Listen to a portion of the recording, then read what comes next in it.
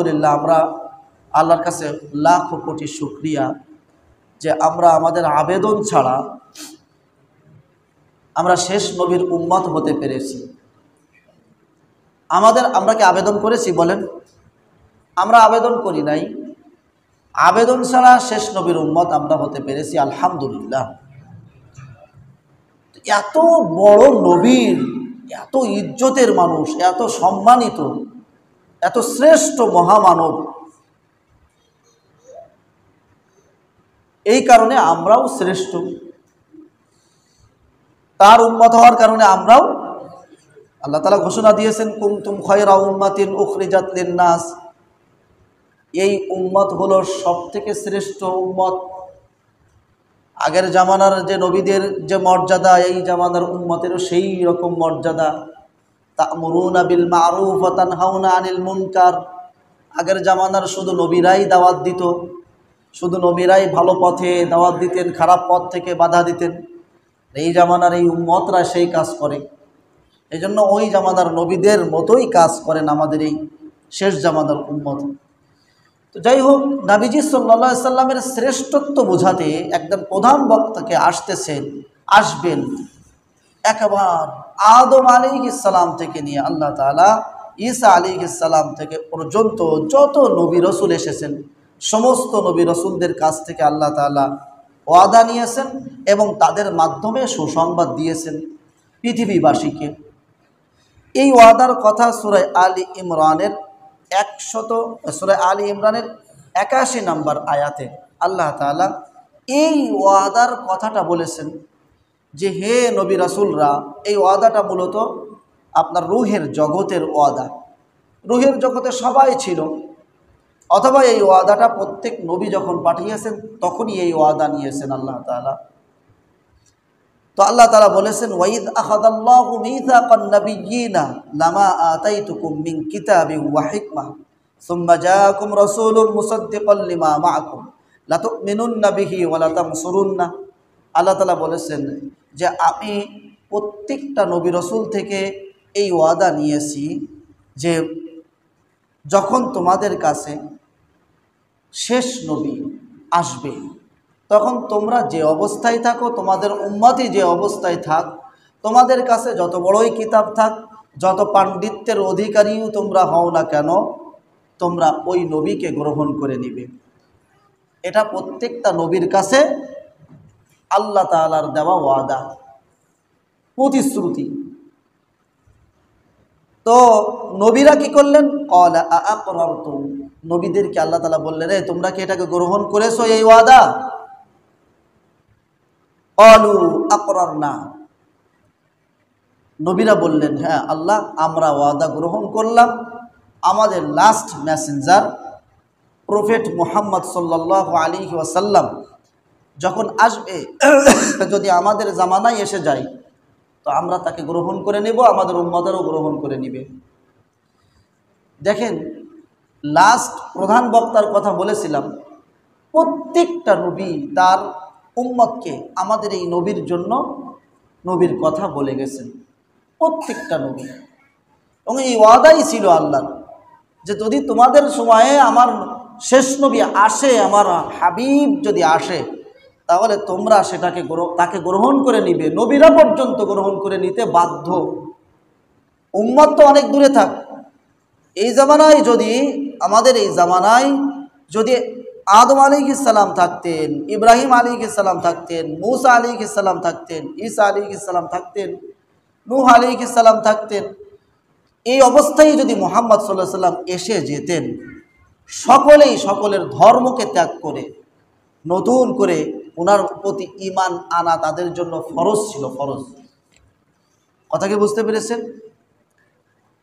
সূরা সফ দেখেন, এইবার আমি যে বলেছি বিশেষ বক্তারা প্রত্যেকেই কিন্তু শেষ বক্তার, প্রধান বক্তার কথা বলে তারপরে স্টেজ থেকে নামে। উপস্থাপক যিনি আছেন তিনিও বলে দেন। তো এই অনুযায়ী প্রত্যেকটা আসমানি কিতাবের মধ্যে আমাদের নবী মুহাম্মদ সাল্লাল্লাহু আলাইহি সাল্লামের ভবিষ্যৎবাণী আছে, ছিল। প্রত্যেকটা আসমানি কিতাবের মধ্যে, যে সমস্ত আসমানি কিতাব আল্লাহ তাআলা পাঠিয়েছেন, আর প্রত্যেক নবী তার উম্মতকে একথা বলে গেছেন যে আমার মতো একজন নবী, শেষ নবী মুহাম্মদ সাল্লাল্লাহু আলাইহি সাল্লাম দুনিয়াতে আসবে, তাকে অনুসরণ করতে হবে। একথা প্রত্যেক নবী তার জিম্মাদারি পালন করে গেছেন। এইভাবে সূরা সফ শেষ নবী নবীজি সাল্লাল্লাহু আলাইহি সাল্লামের আগের নবী হযরত ঈসা আলাইহিস সালাম, তার উপরে নাজিল হয়েছিল ইনজিল কিতাব।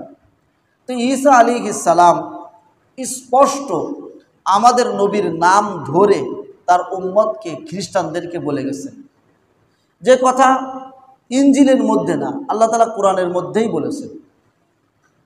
দেখেন, وَإِذْ قَالَ عِيسَى ابْنُ مَرْيَمَ يَا بَنِي إِسْرَائِيلَ إِنِّي رَسُولُ اللَّهِ إِلَيْكُمْ مُصَدِّقًا لِمَا بَيْنَ يَدَيَّ مِنَ التَّوْرَاةِ وَمُبَشِّرًا بِرَسُولٍ يَأْتِي مِن بَعْدِي اسْمُهُ أَحْمَدُ।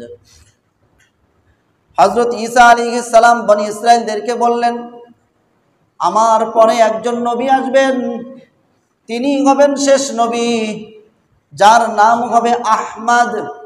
কোরআনের ভিতরে আল্লাহ তাআলা আমাদের নবীর দুইটা নাম উল্লেখ করেছেন।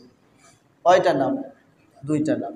আমাদের নবীজি সাল্লাল্লাহু আলাইহি সাল্লামের প্রকৃত নামই হলো এই দুইটা। আরও নাম আছে, সিফাতি নাম আছে। একটা হলো মুহাম্মদ আর একটা হলো আহমদ। এখানে ঈসা আলাইহিস সালাম বললেন যে আমার পরে যে নবী আসবেন, শেষ নবী, তার নাম হবে আহমদ। কথা কি বুঝতে পেরেছেন? আজকের খ্রিস্টান মিশনারিরা সরল মনা মুসলমানদেরকে বিভিন্ন ছলচাতুরি দিয়ে এইটা বোঝাতে চায়, ওরা কিন্তু মুহাম্মদ সাল্লাল্লাহু আলাইহি সাল্লামকে অস্বীকার করে না। খুব খেয়াল করে, আমি যতটুকু আমার জানাশোনা আছে, ওরা বলে যে তোমার নবী মুহাম্মদ যেমন, আমাদের নবী ঈসা আলাইহিস সালামও তেমন একজন নবী।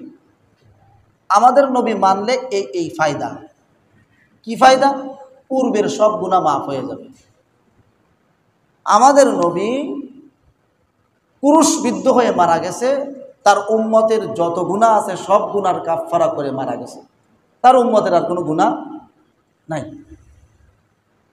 তো যদি আপনাকে এই গ্যারান্টি দেওয়া হয় যে আমাকে মানলে আপনি জান্নাতে যাবেন, যত গুনাহই করেন না কেন জান্নাতে যাবেন, তা আপনি সেটা মেনে নেবেন না? অবশ্যই মেনে নেবেন। এইরকমভাবে অনেক মুসলমানকে বিভ্রান্ত করতেছে এই খ্রিস্টান মিশনারিরা। তারা খাতামুন নবিয়্যিন, শেষ নবীতে তারা অস্বীকার করে যে, এবং এটাও অস্বীকার করে যে যদি এই যে আয়াতে বললাম আমি, মুহাম্মদ সাল্লাল্লাহু আলাইহি সাল্লাম কোনো নবীর জামানায় যদি এসে যান, তো তার যে ধর্ম আছে, তার যে কথা আছে, সব কথা বাদ। মেনে নিতে হবে কাকে? মুহাম্মদ সাল্লাল্লাহু আলাইহি সাল্লামকে মেনে নিতে হবে। যেটা আমরা জানি, হযরত ঈসা আলাইহিস সালাম কি মারা গেছেন নাকি আসমানে উঠিয়ে নেওয়া হয়েছে বলেন তো আপনারা? ঈসা আলাইহিস সালামকে ওনারে কিন্তু শহীদ করা হয় নাই, মারা হয় নাই, উনি মৃত্যুবরণ করেন নাই। উনি চলে গেছেন কোথায়? আসমানে। উনি আবার কিয়ামতের মাঠে আগে আসবেন, এটা কি আপনারা জানেন? এবং উনি যে দাজ্জালকে হত্যা করবে, এটা কি জানেন আপনারা? হ্যাঁ, জানেন। উনি কিন্তু কিয়ামতের আগে আবার আসবেন। তো এই যে আসবেন, ওনার উপরে তো ইনজিল কিতাব নাজিল হয়েছিল, পরিপূর্ণ একটা জীবন বিধান, মানে কিভাবে চলবেন সব কিছু সেখানে ছিল। তো উনি এই নবী আবার ফের দুনিয়াতে আসবেন। নবীজি সাল্লাল্লাহু আলাইহি সাল্লাম জন্মের পরে, নবুয়ত পাওয়ার পরে, কোরআন নাজিল হওয়ার পরে আর কোনো নবী আসবে? আর কোনো নবী তো নবীজি ঈসা আলাইহিস সালাম আসবেন। আমরা তো বলতেছি আর কোনো নবী আসবে না। তো ঈসা আলাইহিস সালাম যে আসবেন, তো ঈসা আলাইহিস সালামকে পাঠানো হবে আমাদের নবীর উম্মত করে। বুঝেন নাই? আমরা যেমন নবীর উম্মত, নবী না। তো ঈসা আলাইহিস সালাম ওই সময় নবী থাকবেন না, নবীর উম্মত থাকবেন। অনেক বর্ণনায় এসেছে মুহাম্মদ সাল্লাল্লাহু আলাইহি সাল্লামের মর্যাদা আর সম্মান আর তার উম্মতের সম্মান দেখে অনেক বনি ইসরাইলের অনেক নবীরা আল্লাহর কাছে এই আবেদন করেছিলেন যে আল্লাহ আমাকে মুহাম্মদ সাল্লাল্লাহু আলাইহি সাল্লামের উম্মত বানান। রিওয়ায়াতের ভিতরে আসছে। তো ঈসা আলাইহিস সালামের এই দোয়াটা কবুল হয়েছে, তো আল্লাহ তাআলা তাকে উম্মত হিসেবে আবার পাঠাবেন। তো ঈসা আলাইহিস সালাম বলেছেন, দেখেন ইব্রাহিম আলাইহিস সালাম উনিও কোরআনের ভিতরে সূরা বাকারার 129 নম্বর আয়াতে উনিও তার জাতিদেরকে মুহাম্মদ সাল্লাল্লাহু আলাইহি সাল্লামের সুসংবাদ দিয়ে গিয়েছেন। উনিও সুসংবাদ দিয়েছেন। কোরআনে কারিমের মধ্যে আসছে, উনি একটা দোয়াই করেছেন যে আল্লাহ আপনি যে নবীর কথা, যে রাসূলের কথা প্রত্যেকটা নবীদের কাছ থেকে অঙ্গীকার নিয়েছেন, আমার কাছ থেকে অঙ্গীকার নিয়েছেন, আল্লাহ আমি দোয়া করছি আল্লাহ সেই নবী যেন আমার বংশেই আপনি দেন। এই কথা বলেছেন, রব্বানা ওয়া বা'আথ ফীহিম রাসূলাম মিনহুম ইয়াতলু আলাইহিম আয়াতিকা ওয়া ইউআল্লিমুহুমুল কিতাবা ওয়াল হিকমা ওয়া ইউযাক্কিহিম ইন্নাকা আনতাল আজিজুল হাকীম। আল্লাহ তাআলা ইব্রাহিম আলাইহিস সালাম জানতেন যে শ্রেষ্ঠ নবী মুহাম্মদ সাল্লাল্লাহু আলাইহি সাল্লাম। তো উনি নিজে দোয়া করেছেন আল্লাহ এই নবী যেন আমার বংশ থেকেই আসে। আর আল্লাহ তাআলা ওনার দোয়াটা কবুল করেছেন। এই জন্য নবীজি সাল্লাল্লাহু আলাইহি সাল্লাম বলেন, আমি হলাম হযরত ঈসা আলাইহিস সালামের সুসংবাদের ফল, আমি হলাম হযরত ইব্রাহিম আলাইহিস সালামের দোয়ার বরকতের ফল, আমি মুহাম্মদ সাল্লাল্লাহু আলাইহি ওয়াসাল্লাম। এই পূর্ববর্তী কিতাবের মধ্যে বিশেষ করে তাওরাতের মধ্যে নবীজি সাল্লাল্লাহু আলাইহি সাল্লামের এত পুঙ্খানুপুঙ্খান একেবারে শুরু থেকে শেষ পর্যন্ত সুন্দর মতো ভবিষ্যৎবাণী ছিল তাওরাতের মধ্যে। ইহুদিরা নবীজি সাল্লাল্লাহু আলাইহি সাল্লাম, ইহুদি যে সমস্ত আলেমরা ছিল, নবীজি সাল্লাল্লাহু আলাইহি সাল্লামকে তারা এমন ভাবে চিনত, নিজের সন্তানকে মানুষ যেমনভাবে চেনে তেমনভাবে চিনত। তো এটা কোন সময় চেনে?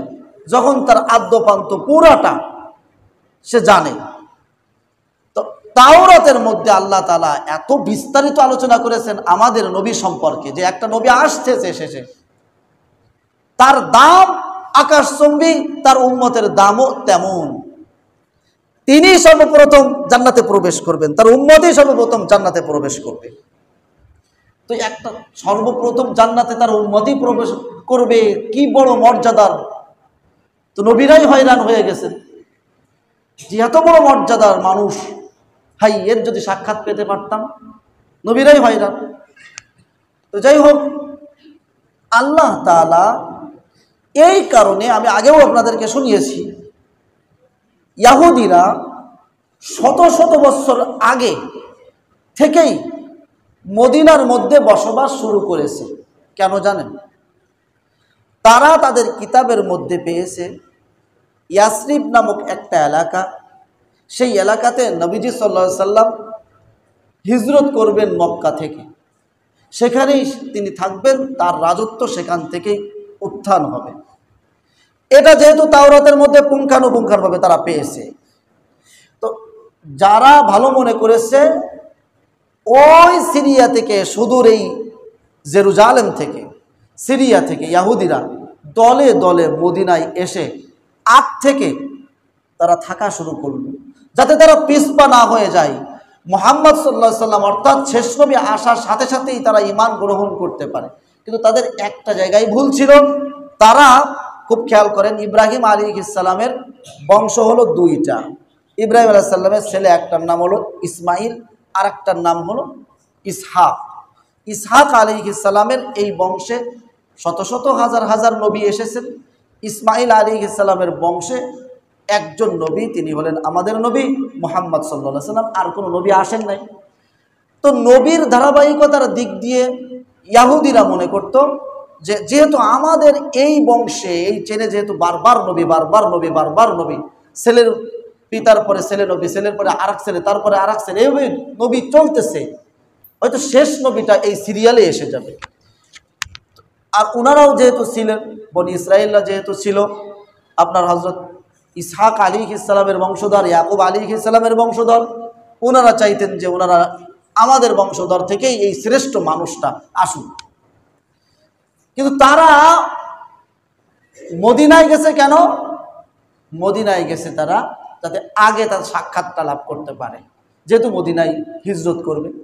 আল্লাহ তাআলা কোরআনে কারিমের মধ্যে এই কথা বলেছেন। আমি আপনাদেরকে বোঝাতে চাচ্ছি যে নবীর, উনি হলেন এমন নবী যিনি প্রতিশ্রুত নবী।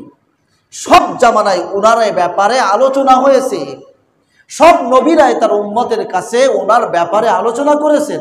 এটা তাদের ওয়াদার ছিল, এটা তাদের আল্লাহর পক্ষ থেকে ওয়াদা ছিল যে তুমি তো মানবা, তোমার উম্মতদেরকেও জানায় যাবা। তো এই কথাটা বোঝানোর জন্য আমি বলতেছি যে ইহুদিদের ধর্মে আমার নবীর ব্যাপারে এত সিফাত দেওয়া হয়েছে, এত গুণাবলী বর্ণনা করা হয়েছে যে আল্লাহ তাআলা কথাটা কি বলেছেন সূরা বাকারার 146 নম্বর আয়াতে, কথাটা খেয়াল করেন। আল্লাযীনা আতাইনাহুমুল কিতাবা ইয়ারিফুনাহু কামা ইয়ারিফুনা আবনাআহুম ওয়া ইন্না ফারীকাম মিনহুম লায়াকতুমুনাল হাক্কা ওয়া হুম ইয়ালামুন। আল্লাহ তাআলা বললেন, যাদেরকে আমি কিতাব দান করেছি, অর্থাৎ খ্রিস্টান, ইহুদি, যাদেরকে আমি আসমান থেকে, মাজুসি যারা যারা মূর্তি পূজা করে, অগ্নি পূজা করে, চন্দ্রের পূজা করে, সূর্যের পূজা করে, এদের কিন্তু কোনো কিতাব নাই। এই যে বেদ, রামায়ণ, মহাভারত, জিন্দাবিস্তা, এইগুলো নিজের হাতে লেখা ভাই, এগুলো আসমানি কিতাব না, নিজেরাই লিখেছেন। কথা কি বুঝতে পেরেছেন? মানে হিন্দুদের যে কিতাবগুলো আছে, বা অগ্নি পূজারক, বা যারা পূজা করে, মূর্তি পূজা করে, এদের কিন্তু নিজস্ব কোনো কিতাব নাই। আসমানি কিতাব, ইহুদিদের কাছে আসমানি কিতাব ছিল, যদিও বিকৃত হয়ে গেছে।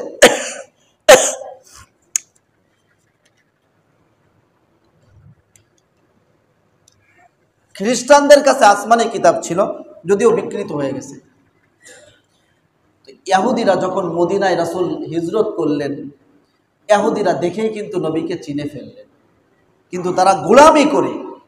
দুইটা কারণ, একটা হলো ইসমাইল আলাইহিস সালামের বংশধর থেকে এসেছে, ইসহাকের বংশধর থেকে আসে নাই, একটা কারণ। দুই নাম্বার আরেকটা কারণ, তাদের নেতৃস্থানীয় ব্যক্তি যারা ইহুদিদের, তারা দেখলেন যদি আমরা মুহাম্মদকে মেনে নেই তাহলে ওই মক্কার যে সমস্যা, আমাদের ক্ষমতা হারায় যাবে, মেনে নিলে তো তার কথাই মানতে হবে।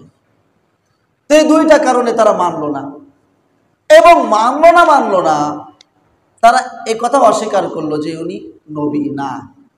তো আল্লাহ তারই পরিপ্রেক্ষিতে এই আয়াত নাজিল করেছেন, আল্লাযীনা আতাইনাহুমুল কিতাব। আরে যারা খ্রিস্টান, যারা ইহুদি, তারা যে মানতেছে না আমাদের নবীকে, এই তাদের অবস্থা জানো তোমরা? ইয়ারিফুনাহু কামা ইয়ারিফুনা আবনাহুম। তারা তাদের সন্তানদেরকে যেভাবে চেনে, আমার নবীকেও তারা সেভাবেই চেনে। আমি এতভাবে বর্ণনা করেছি তাদের কিতাবের মধ্যে, এমন পরিচিতির সাথে বর্ণনা করেছি, এমন বিস্তারিত বর্ণনা করেছি যে একটা সন্তানকে, আমার সন্তানকে আমি কিভাবে চিনি, তার সব কিছু আমি জানি। সে কবে জন্মগ্রহণ করেছে, কবে প্রথম স্কুলে গেল, কবে ম্যাট্রিক পরীক্ষা দিল, কবে আইএ পরীক্ষা দিল, কবে চাকরি পাইল, সব আমি জানি কি না? তো তারাও জানে যে নবী কবে আসবেন, কোন বংশে আসবেন, কিভাবে আসবেন, কোন জায়গা থেকে কোথায় যাবেন, তার বিস্তৃত কেমন হবে, তার পরিচিতি কেমন হবে, সবই জানতেন। এই জন্য আল্লাহ তাআলা এই কথা বললেন। সূরা বাকারার আরেকটা আয়াত দিয়ে আপনাদের এই পয়েন্টটা আমি শেষ করি। সূরা বাকারাতে আল্লাহ তাআলা বলতেছেন, ওয়ালাম্মা জাআহুম কিতাবুম মিন ইনদিল্লাহি মুসাদ্দিকুল লিমা মাআহুম ওয়া কানু মিন ক্বাবলু ইস্তাফতিহুনা আলাল্লাযীনা কাফারু। সূরা বাকারার 89 নম্বর আয়াতে আল্লাহ তাআলা বলেন, ওয়ালাম্মা জাআহুম কিতাবুন, যখন এই ইহুদিদের কাছে, এই কিতাবী যারা খ্রিস্টানদের কাছে, যাদের কাছে আমি আসমানি কিতাব পাঠিয়েছি, তাদের কাছে যখন এবার কোরআন আসলো, মুহাম্মাদের মাধ্যমে কোরআন যখন আসলো, মুসাদ্দিকুল লিমা মাআহুম, তাদের কাছে যে আসমানি কিতাব রয়েছে তার সত্যায়নকারী। কারণ কোরআন তো ইনজিলকে অস্বীকার করে না, করে? কোরআন তাওরাতকে অস্বীকার করে না। এই কারণে আমরা কিন্তু একটা কথা পড়েছি আগে, যে আমানতু বিল্লাহি ওয়া মালাইকাতিহি ওয়া কুতুবিহি, ওই কুতুবিহি দ্বারা কি উদ্দেশ্য? যে আল্লাহ আপনি পৃথিবীতে যতগুলো কিতাব নাজিল করেছেন আমরা প্রত্যেকটার উপরে ঈমান আনলাম যে সেটা আসমানি কিতাব। যদি কেউ মনে করে যে তাওরাত এটা আসমানি কিতাব না, সে কিন্তু মুমিন থাকবে না, মুসলমান থাকবে না। যদি কেউ মনে করে ইনজিল এটা আসমানি কিতাব না, সে কিন্তু মুমিন থাকবে না, মুসলমান থাকবে না। কারণ পূর্ববর্তী সকল কিতাবের উপরে আপনার ঈমান আনতে হবে। তো এই পূর্ববর্তী আগের কিতাবগুলো যে আসমানি কিতাব সেটা তো কোরআন মেনেই নিয়েছে। তো আল্লাহ তাআলা বলতেছেন যে এমন কিতাব তাদের কাছে যখন আসলো, যেটা তাদের কাছে যে কিতাব আছে সেটা যখন তারা সেই কিতাব মেনে নেয়, ওয়াকানু মিন ক্বাবলু ইস্তাফতিহুনা আলাল্লাযীনা কাফারু, তারা কি করলো? সেটা অহংকার বশত তারা কুফরি করলো।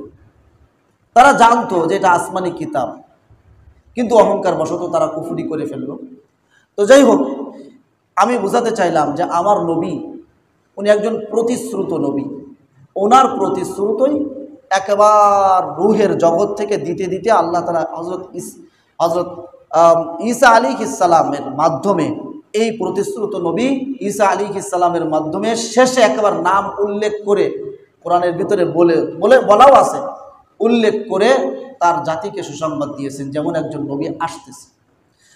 তো আল্লাহ তাআলা এই নবীকে যখন পাঠালেন, যেহেতু শেষ নবী, আমরা বলেছি যে প্রধান বক্তা যখন আসে তখন তার আগে পরিবেশটা একটু ভিন্ন টাইপের হয়।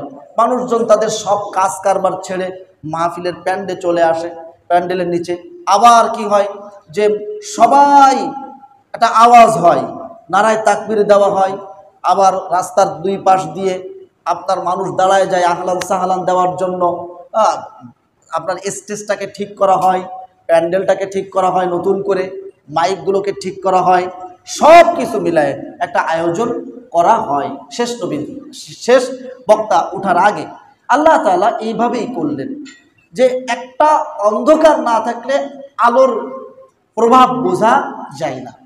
একটা লাইটের কত আলো, সেটা যদি আপনি এই সূর্যের তাপের মধ্যে, সূর্যের মধ্যে যদি লাইটটা জ্বালান তা কি বোঝা যাবে বলেন? কিন্তু প্রচণ্ড ঘুটঘুটে অন্ধকারের মধ্যে যদি লাইটের আলোটা জ্বালান তখন বোঝা যাবে যে লাইটের পাওয়ারটা কেমন। তো আল্লাহ তাআলা ঈসা আলাইহিস সালাম কখনো কোনো সময় পৃথিবীতে নবী মুক্ত পৃথিবী ছিল না। আদম আলাইহিস সালাম থেকে ঈসা আলাইহিস সালাম পর্যন্ত প্রত্যেক সময় পৃথিবীতে কোনো না নবী ছিলেন। কিন্তু ঈসা আলাইহিস সালামের পরে আর কোনো নবী আল্লাহ দেন নাই। প্রায় 500 বছর পর্যন্ত নবী মুক্ত পৃথিবী। এর মধ্যে ঘটে গেল একটা অন্ধকারের যুগ, যাকে আমরা আয়ামে জাহিলিয়াতের যুগ, মূর্খতা, অন্ধকার, একটা অরাজকতার যুগ শুরু হয়ে গেল। তাওহীদ, আল্লাহর পক্ষ থেকে কোনো বাণী মানুষ আর মানল না, সব বিকৃত হতে লাগলো, মানুষগুলো সব পশুর থেকেও খারাপ হতে শুরু করলো। এই অন্ধকার শুরু হলো। আল্লাহ তাআলা এই প্রেক্ষাপটটা তৈরি করলেন কেন? শ্রেষ্ঠ আলো একটু পরেই ফোটাবেন এই জন্য।